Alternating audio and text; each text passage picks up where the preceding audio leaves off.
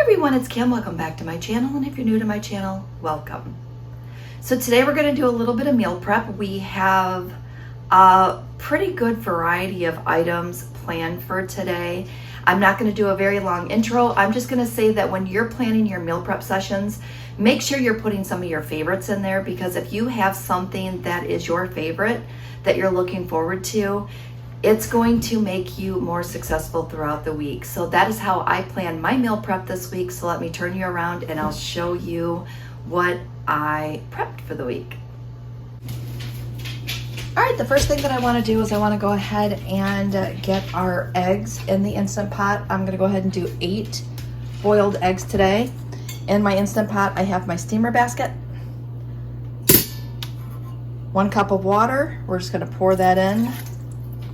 And then we're gonna go ahead and add 8 eggs. So pop those in. And I really don't need any more than 8 this week, but I can cook as many as my Instant Pot would hold. So we're gonna go ahead and put the top on. We're gonna make sure that that is on sealing to make sure that it comes to pressure. We're gonna go ahead and hit our manual button. We're gonna bring this down to 6 minutes. Come on.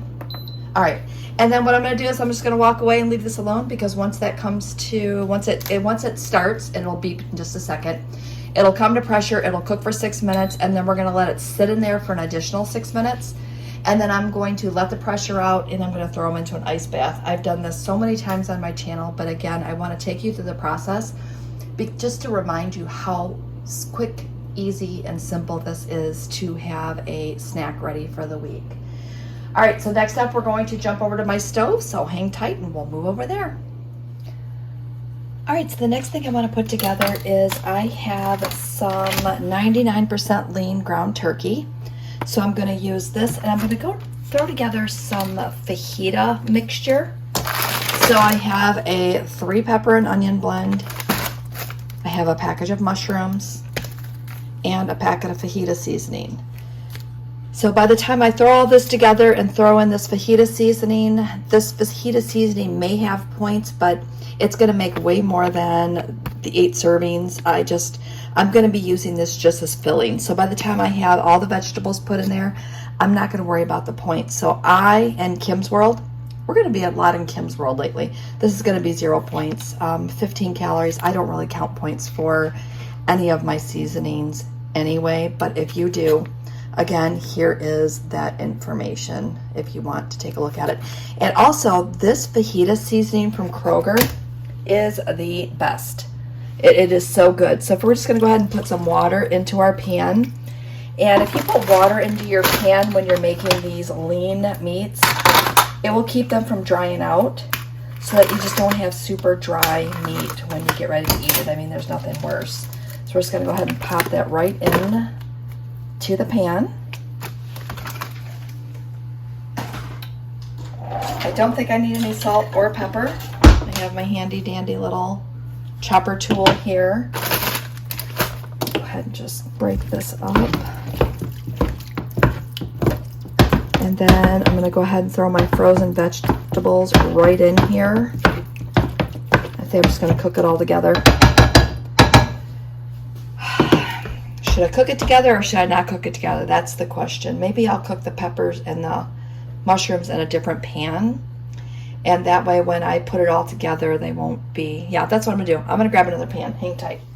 Okay, so we've got our 1 pan going with our meat. We're gonna go ahead and turn on our 2nd pan over here. I'm gonna grab some cooking spray.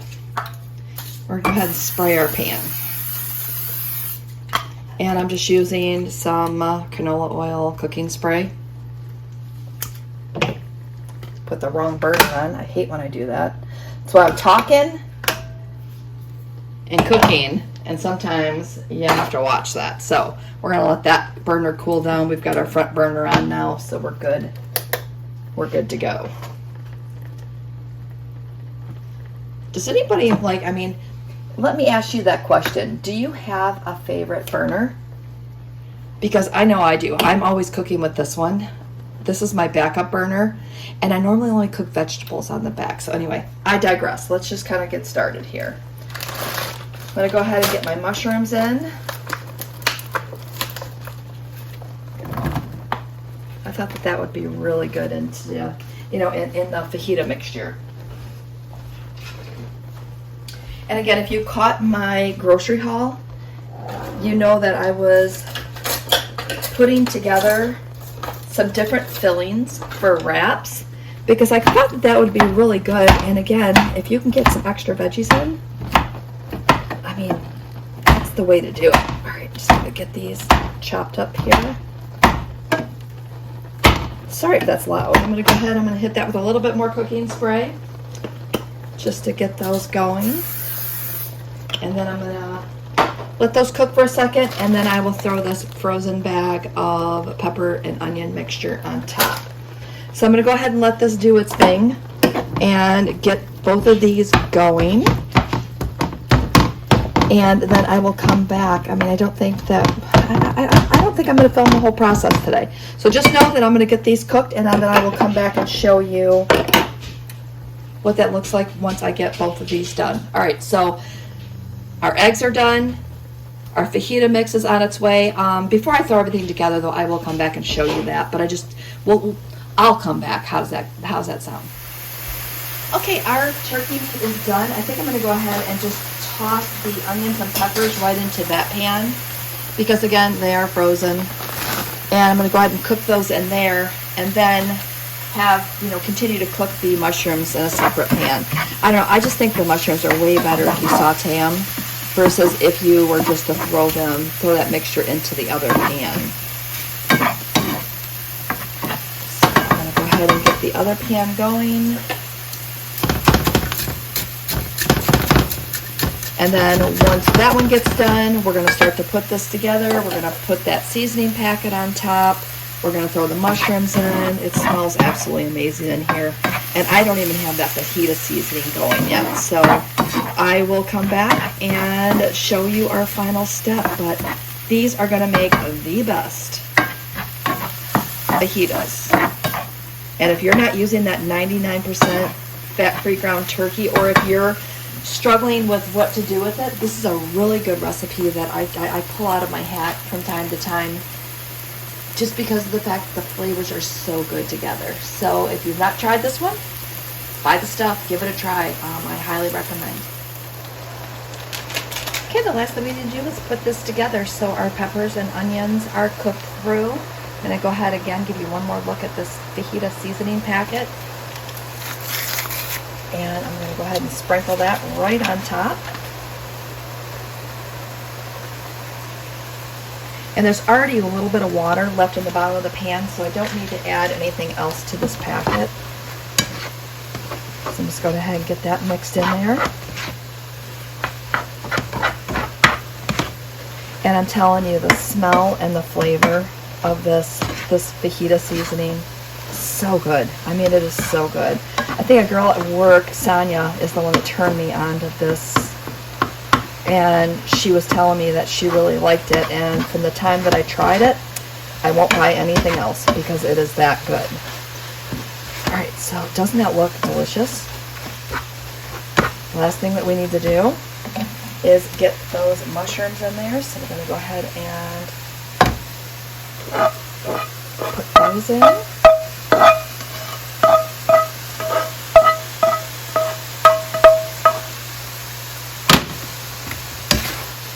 Those in a little bit, and then I will let this cool off, and we might even have this for dinner one day this week, and then I will still have leftovers to have lunches, and that just makes it so good. And again, you can make this ahead of time, which is what I'm doing today. So I've got this ready. I can just let it cool off, throw it in the fridge, and then just heat it up in a skillet, or I can heat it up in the microwave if I, crunch for time. So that is done and ready to go. And again, I am actually going to sneak one for lunch today because yum. You can't just have this cooking and smell it and then not have a little bite. So let's see what's next on our list. let's throw together some overnight oats. And I'm making cold overnight oats this week. We're gonna make 3 that I've had before, and then I have this one in a different size jar, and we're gonna put a different variation in that one and see how it goes. So I'm gonna be putting in a 1/2 cup of old-fashioned oats into each of my jars. And I think a 1/2 cup of oats is 3 points. So we're just gonna go ahead and all that in there. So we've got our oats ready to go. Looks like I'm gonna have to put some oats on my grocery list. That container's getting a little thin. The next thing we're gonna add in is some chia seeds. I'm still experimenting with chia seeds. And I'm gonna put in 1 teaspoon. So I've got a 1/2 teaspoon measure. So we're just gonna go ahead and throw 1 teaspoon into each of our containers. And then once I get my base ingredients in, then we'll talk about the variations and the extra points that I'm gonna add into this mixture. All right, so in 3 of these, we're gonna keep this one separate for now. In 3 of these, we're gonna add a little vanilla extract. Just a splash. That's just for a little extra vanilla flavor. And then at this point, if you have your vanilla skinny syrups, I would go ahead and put 2 pumps into each of these. If not, I would add any type of sweetener that you want. The vanilla, since I'm already using vanilla extract, it's just easier for me to stick with the vanilla flavor, and I prefer just to use these skinny syrups. So that's for those 3. And we're gonna make this one by itself just so I can kind of keep them separate, and then I can explain to you what I'm doing and why I'm doing it, and you can tell me what your thoughts are on that. All right, so we're gonna go ahead and add in some almonds, and these are sliced almonds. I'm gonna grab a teaspoon. And I know I should measure these, but I'm gonna throw in a teaspoon, which looks like that, into each of these. I think that should be enough to just give that just a little bit of crunch to it. All right, so we have that in there, that in there, that in there. I think the only thing I have to do now is I have to add some milk. And today I'm using this unsweetened vanilla almond milk. And I've got a backup of a cashew milk here because I'm not sure if I have enough to get all 4 of these done. And when I do the cold overnight oats, I just like to fill it to the top, and that is just over like a 1/2 cup of milk. And I stopped measuring it a while ago because, yeah, I'm just gonna go ahead and fill these 2 up. All right, and then I'll crack open the other one. And then what I plan to do with these is I'm going to go ahead and put these in the fridge and let them sit. And when on the day that I'm going to serve them, I'm going to add in some fresh fruit. So it'll either be blueberries or strawberries, or I'll just cut up a banana and put in there. But I like to have them with some fresh fruit just to kind of offset. Oh, I can't get this open. Just to kind of add a little something and also get that extra serving of vegetable in. So it just makes it really good. And you know, once you get the fresh fruit in there, I mean, I could add some frozen fruit. Every time I use this creamy cashew, it's so much thicker than almond milk. And this is only the 2nd time I bought it, so I'm still trying to get used to it because, again, it is so much thicker. All right, so we have those 3 together. So let's go ahead and start working on our other one. I bought this butter pecan skinny syrup. So I want to try to use that in my other oatmeal. So I'm going to grab, I think, some different nuts. I have some, I don't have pecans. So let me know in the comments if you would have just went ahead and used those almonds, or if you're like me and you're going to throw in some walnuts. I think the walnuts will be a better variation, so I'm going to go with those. And I'm just going to grab my cutting board. Again, you see I'm winging this. And I'm just going to chop some of these really quick. And then we'll go ahead and, okay, I don't want to put too many to cause too many points. I think that's going to be too many. I try to use the nuts sparingly because I really only want to add 1 to 2 points of nuts in here. But again, I did not gain my weight because I ate 1 extra point of nuts, so I'm not going to really worry about it too much. All right, so I've got that in there. I'm going to pour my cashew milk in.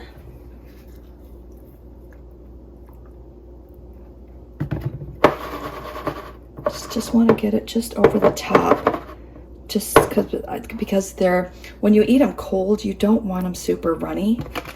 And since I'm adding in this, it's going to put more liquid in it, and the chia seeds will also kind of expand a little bit and bulk that up.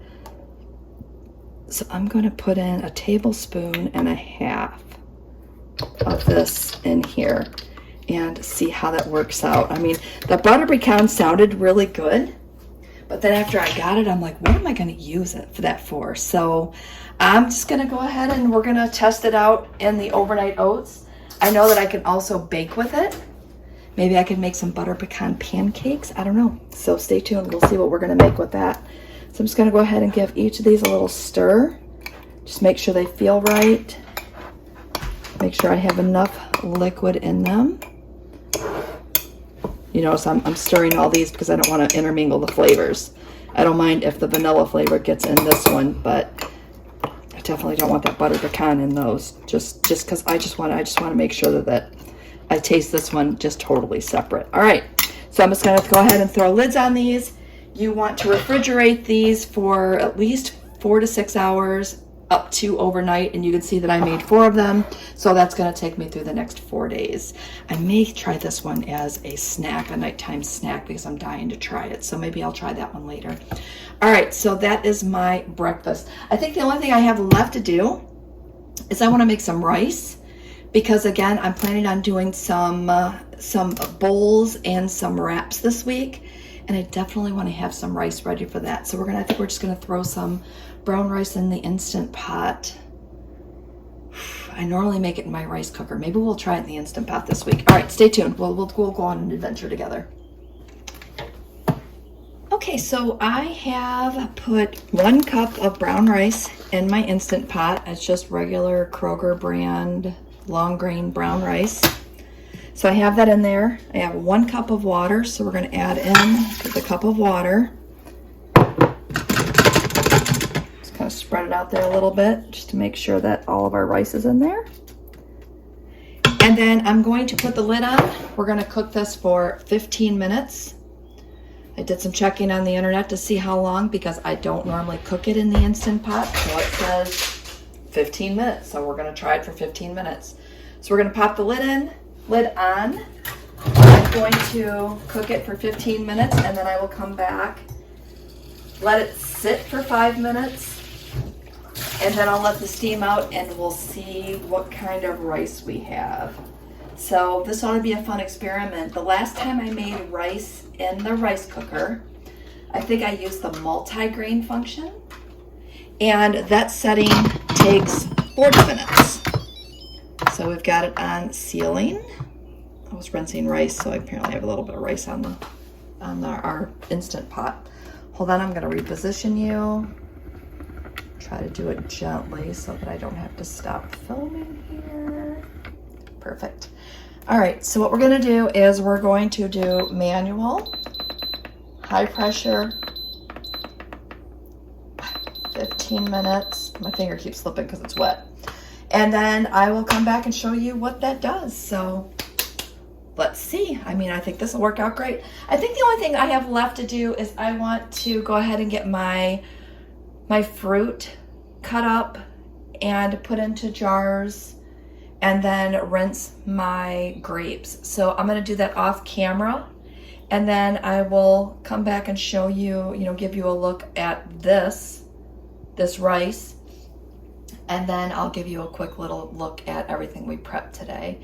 And then I think that should prepare me for the week. And I'm really looking forward to, getting back on the meal prep bandwagon, because I was slacking a little bit, and I noticed that when I don't have the meal prep done, that's when I start to notice that my scale does funky things. So we're hoping to get that scale back under control. So wish me luck there. All right, I will come back and I will show you what this rice looks like when it's done.